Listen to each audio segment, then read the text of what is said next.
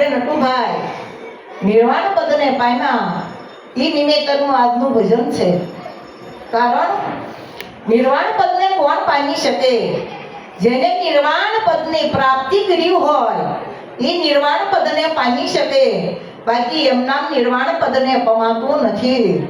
કારણ કે અમારા લાભુબેન એના પરિવાર બધાએ થઈ અને આપણને બધાને એકત્રિત કરી અને આ ભજનનો આ લાવો લેવડાવ્યો છે।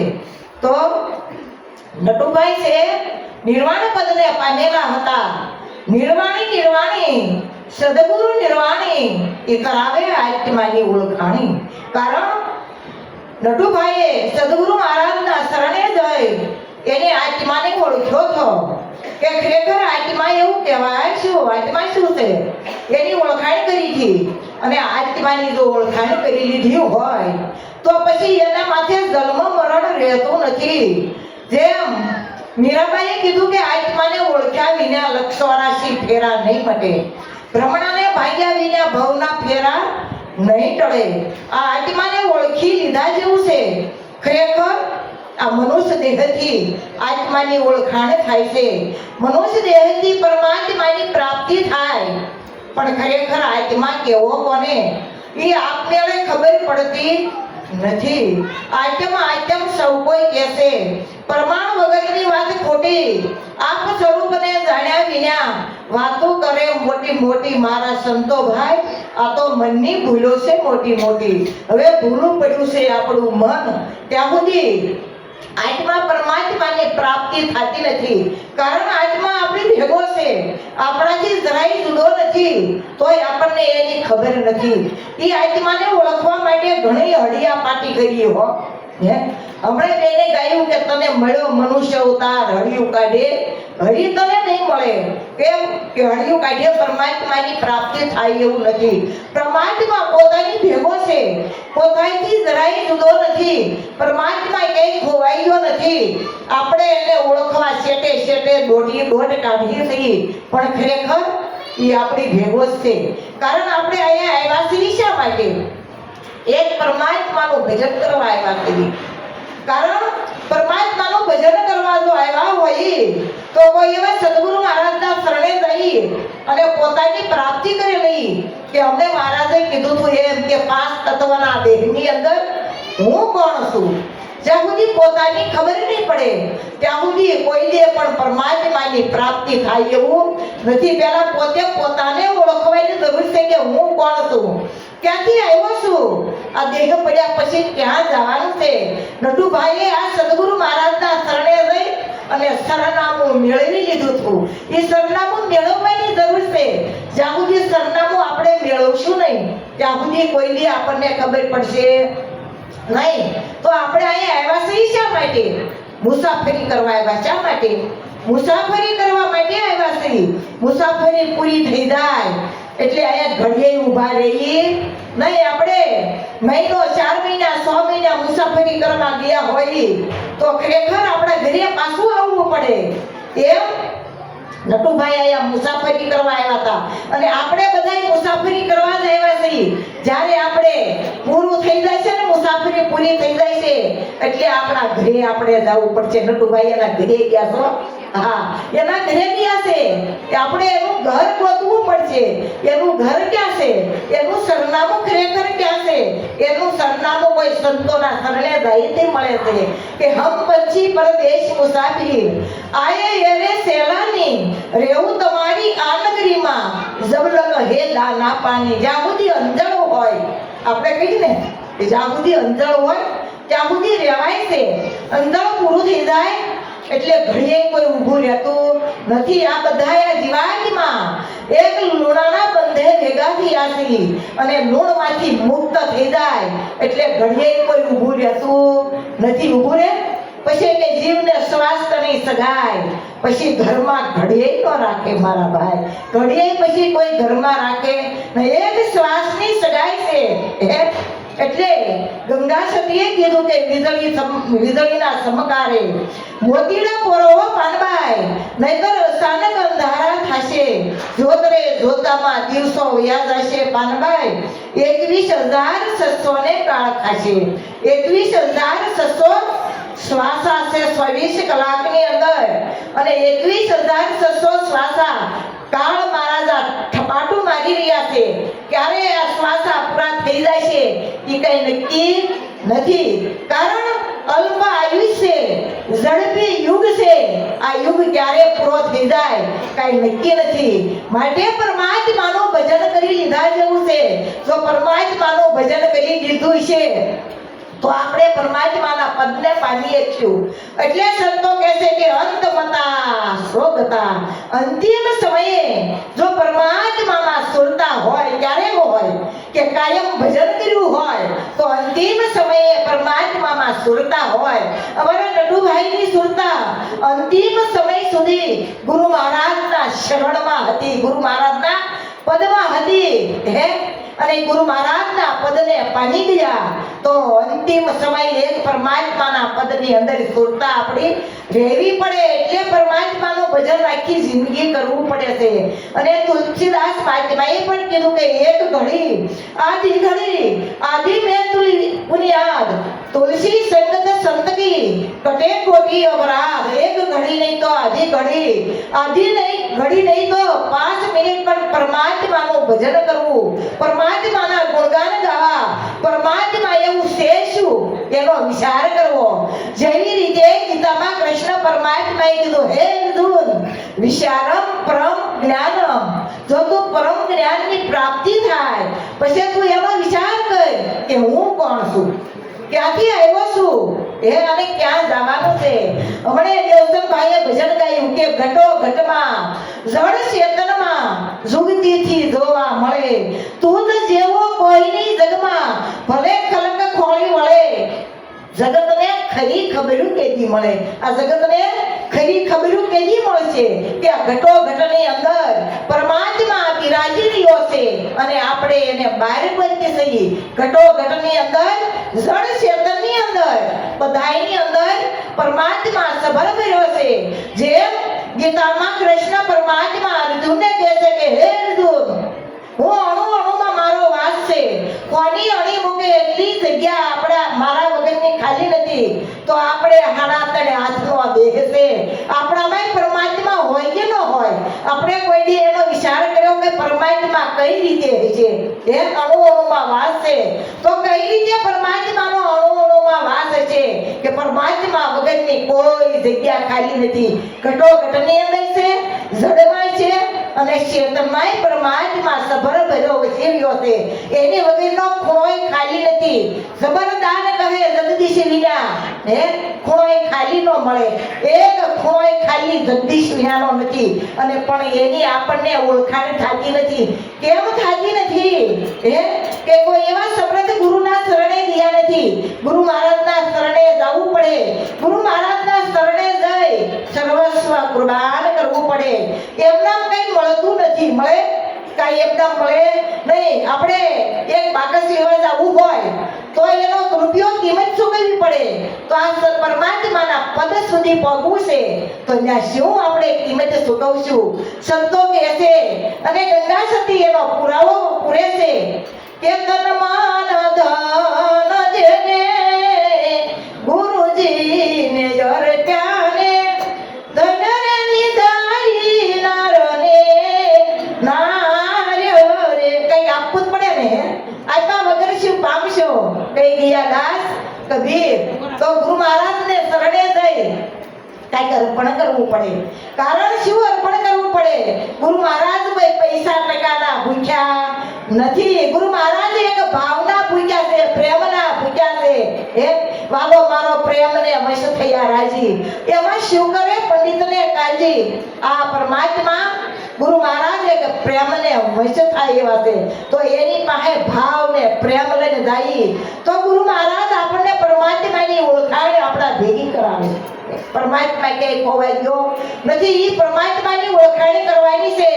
એટલે કીધું અમને તેને ભજન ગાયું હતું કે કઠણ સ્વાટ છે કાળની મરણ મોટેરો માર કયક રાણા ને કયક રાજીયા હરે છોડી ચાલ્યા સંસાર એતે હરિનો રસ પીજીએ કયક રાણા ને કયક રાજીયા સંસાર છોડીને વયા ગયા હે સિકંદર જેવો બાદશાહ હતો એને કીધું કે મારો જનાદો જ્યારે તમે કાઢો ત્યારે મારા બે હાથ બહાર રાખજો કે શા માટે કે મારે જગતને કઈ કહેવું છે જો ખાલી હાથે આવ્યા છીએ અને ખાલી હાથે જવાનું છે ખાલી હાથે આવ્યા આપણે શું ખાલી હાથે આવ્યા છે ખાલી હાથે જવાનું છે પણ આમાંથી મેળવવાનું શું છે કે કોઈ જસ અને અબજસ મેળવીને જવાનું છે બાકી કાંઈ નથી કીધું કે સંસાર ધુમાડાનો બાસકો સાથે આવે નહીં કાંઈ રંગ પતંગનો ઉડી જશે જેમ આંકડાના તૂર હવે આ સંસાર કેવો છે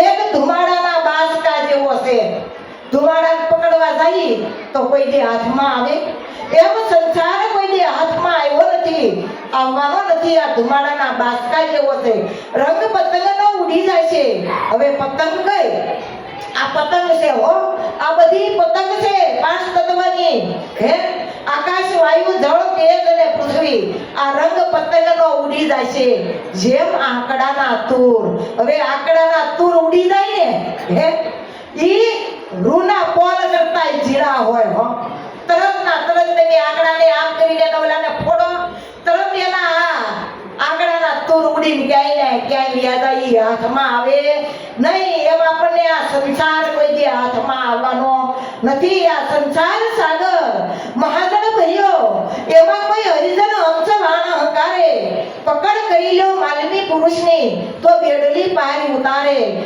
મન માયલાની ખબર્યું લાવો કોઈ એવા હરિજન આવો હે આ સંસાર સાગર છે મહાજળનો ભર્યો છે હે એમાં કોઈ હરિજન હંસ મળી જાય હરિજન પરમાત્મા ગુરુ મહારાજ તો વાણ અંકારે આપણું આ વાણ ક્યાં ઊભું છે કાંઠે છે એ હમણે બેને ભજન ગાયું હતું કે આ વેલું નાવ કાંઠે ઊભું છે પણ કોઈ એવા નાવિક તો જોઈ નહીં નાવ તો છે જ્યાં સુધી નાવ હોય અને નાવિક ન હોય તો હમા કિનારે પહોંચાતું નથી કારણ કે આ નાવડાને લંગર બાંધ્યા છે કોઈ નાવિક મળી જાય એ લંગર છોડે તો હામો કિનારો દેખાય હે નિરાંત નૌકા નામકી સામે તામે બેસે આય પછી બહાર પાસાડે પલકમાં હે પછી બહાર ફેરાનો કાઈ પલકની અંદર પાર પગાડી દેશે અને હામો કિનારો બતાવી દે હામો કિનારો કયો છે એક પરમાત્માના નામનો છે અને એ પરમાત્માના નામનો જો કિનારો આપણને મળી જાય તો આપણને આપણું સરનામું મળી જાય કે આપણું સરનામું કયું છે સરનામા વગરની તો ટપાલે પાછી આવતી હો હે તો આપણે ક્યાંય જાવું છે પરમાત્માના પદ સુધી જાવું છે કોઈ કે અક્ષરધામમાં જઈશું હે કોઈ કે આમ જઈશું તેમ જઈશું પણ સરનામા વગરના કેમ જઈશું કયો સરનામા વગરનું કે જવાય એક ટપાલે સરનામા વગરની નથી પગી હતી આપણે આયા આવ્યા તો આપણને સરનામું જોતું હતું તઈ પગી હગાણું એમના પગી શકાતું નથી તો આપણે સરનામું મેળવવું જોઈએ છે ને કે ન મેળવવું જોઈએ સરનામું સદગુરુ મહારાજની પાસે છે સદગુરુ મહારાજની પાસે સરનામું મેળવી લેવું કે નામ તમારી નગરી ક્યાં છે મૂળ મુકામ નામ તમારી નગરી ક્યાં છે મૂળ મુકામ નામ તમારો રંગ જો કેવો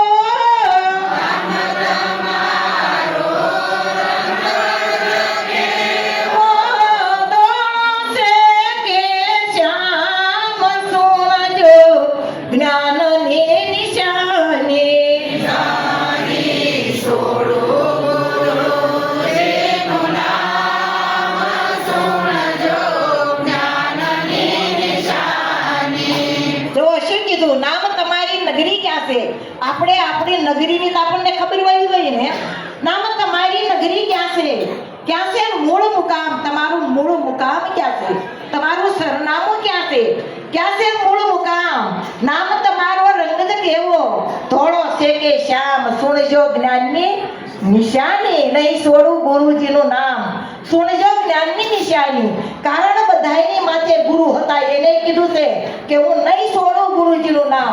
ગમે એવી વિપત આવે, હે વિપત પડે તોય વણસે નહીં, સોય માર્યા હરિજનના પ્રમાણ.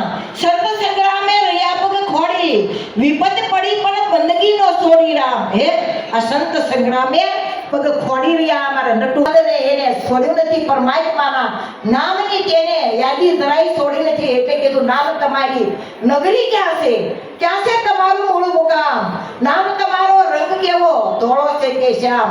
હવે નગરી ભાળી ન હોય તો મેળ આવે નહીં. તમારો રંગ કેવો છે કે ધોળો છે કે શ્યામ, એની આપણને ખબર નથી. તો કહેતા અમારે મહારાજ કે આપણે લાડુનો સ્વાદ કેવો, ઘીનો સ્વાદ કેવો, કે ઘી છે એમાં ભેળવી એવો સ્વાદ આવે કે ન આવે? હે સુરમાં ભેળવી સુરમાં જેવો, લાડુ ભેળવી લાડુ જેવો, ચીરા ભેળવી ચીરા જેવો, હુકડી ભેળવી તો હુકડી જેવો. હે આ એનો કોઈ સ્વાદ છે ઘીનો? હે એમ આપણામાં રંગ રૂપ ને આકાર નથી. કેવા છે આપણે? નિરંજન છે, નિરાકાર છે. એની ઓળખાણ નિરંજન નિરાકારની આપણને ગુરુ મહારાજ ઓળખાણ કરાવ્યા. દેહ છે આકાર વાળો છે અને પોતે છે નિરાકાર છે. આ નિરાકાર એ સાકાર ની અંદર સમાયેલો છે. એની ઓળખાણ જ્યારે સાકારની બાદબાકી કરી નિરાકારની ઓળખાણ કરાવે છે. જેમ આ તન આપણું નથી, સંતો પોકાર કરી કહે છે હે કે કાયા કેમ કરે વિશ્વાસ, આતમ તારું નથી, તારું નથી, મારું નથી, કોઈનું થવાનું નથી. આતમ કોઈનું થવાનું છે, કોઈનું નથી થવાનું, કોઈનું થયું નથી. કારણ કે બધાયને એક દિવસ આ જગત છોડીને જવાનું છે. પણ સદગુરુ મહારાજના શરણે રહ્યા છે ને, એને ક્યાંય જવા આવવાનું નથી. એને આવન જાવન મળી ગયા છે. હે એટલા માટે અમારા જબરદાન મહારાજે થઈ ગયા. એને કીધું કે જબરદાન કહે ચિર પર ગાજે, કફરીનો બતકાળ ને. જબરદાન કહે ચિર પર ગાજે, કફરીનો બતકાળ ને. યુગરવાની એક છે બારી, હરી તારા નામને. એક છે બારી, હરી તારા નામને. મોજ કર મન મોજ કરી લે, ખોજ કરી લે નિજ રામને. મોજ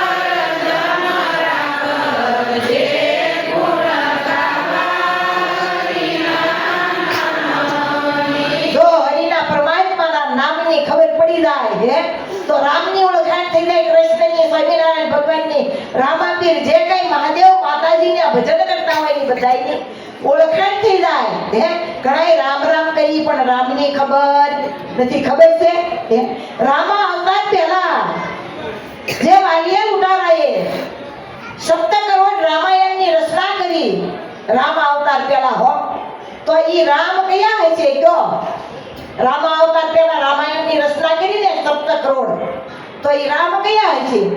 એક રામ દશરથ ઘેરે ડોલે, બીજા રામ તો ઘટો ઘટમાં બોલે, ત્રીજા રામે કયા પસારા, ચોથા રામ સબસે ન્યારા. કયા રામનું ભજન કરશું? કયો હે કયા રામનું આપણે ભજન કરશું? આપણે રામ રામ તો કરી પણ અટકળે રામની તો ખબર નથી કે રામ કહેવાય કોને, કૃષ્ણ કહેવાય કોને, રામાપીર કોને કહેવાય, સ્વામિનારાયણ સ્વામિનારાયણ કરીએ તો સ્વામિનારાયણ ભગવાન કોને કહેવાય. સ્વામિનારાયણ ભગવાને 500 પરમહંસની સભા ભરીને પડકાર ફેંક્યો હતો, હે પરમહંસો આમાં જ્ઞાની કોણ અને અજ્ઞાની કોણ? ત્યારે પરમહંસો કહેશે કે અમારે મહારાજ શ્રીના મુખેથી આ વાતને સાંભળવી છે. ત્યારે સ્વામિનારાયણ ભગવાન સ્વમુખે બોલ્યા કે જે પોતે પોતાને જાણે છે એ મોટામાં મોટો જ્ઞાની છે, પોતાને જાણતો નથી મોટામાં મોટો અજ્ઞાની છે. હવે આપણે આપણને જાણીએ છીએ.